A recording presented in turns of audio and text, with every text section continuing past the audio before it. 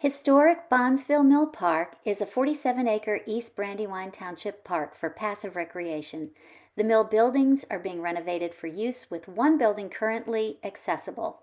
Multiple garden projects have been ongoing since 2017, with the newest installation of the amphitheater this year in 2022, and the David Culp designed gardens anticipated to be completed in 2023.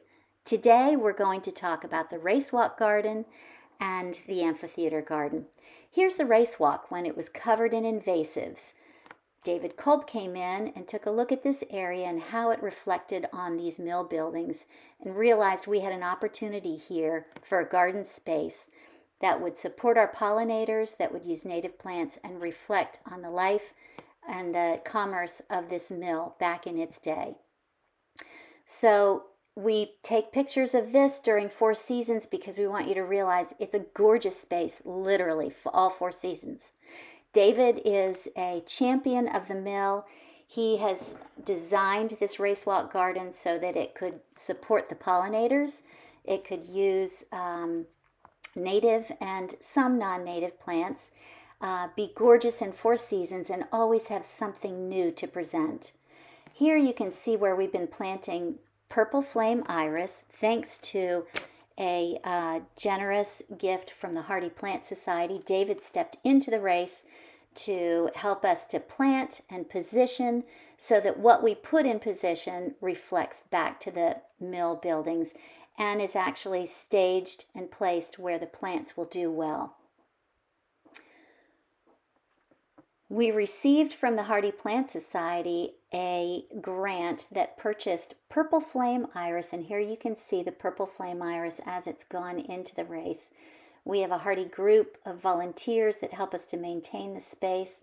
There's the purple flame iris in its very early days, and here's the Hardy Plant Society when they came out to inspect the place. We have blueberries along the way. There it is in the fall. There's our leucothaway, and more winter interest is our juniper. And then we have several species of sumac, including the low-growth sumac species, and we also have the Rhus aromatica as well. For early spring blooms, we have pacro, which is a great ground cover in this steep slope area, and then Virginia bluebells. Here is a Hydrangea Haas halo, and here we've got a little blue stem.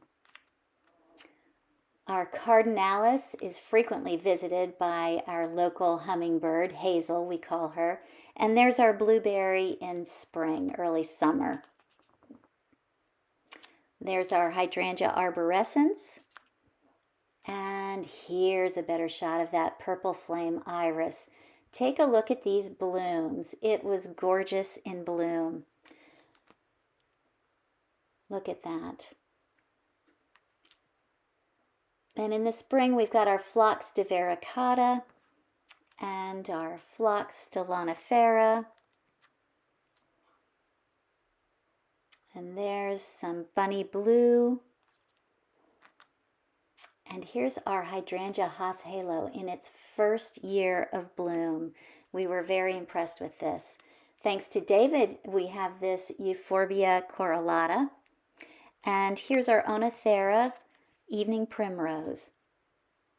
Highlight here is the Eupatorium little Joe pieweed and the Lobelia syphilitica. There's our Solidago for the fall. It's a stunner. And for fall support of our pollinators, we have Aster radon's favorite and Aster October skies, several varieties of asters. And here is the mill race in completion, pictured in September. It's turned out to be a gorgeous space. And next we will move into the Amphitheater Garden that was designed by Bruce Rawlings. This again is using primarily native plants and plants benefiting pollinators. Starting with our evergreens, we've got American holly, for four-season interest. There's our sheep laurel, Kalmia angustifolia. Our leucothaway is gorgeous in all four seasons. There's an Alyssium woodland ruby, Pieris floribunda. We have several native rhododendrons, thanks again to the Hardy Plant Society. This one is the Rhododendron vassii, and this one is the Kalmia latifolia. It was gorgeous in its first bloom. There is our bottlebrush buckeye and Hydrangea arborescens. There's our sourwood tree in fall. Beautiful.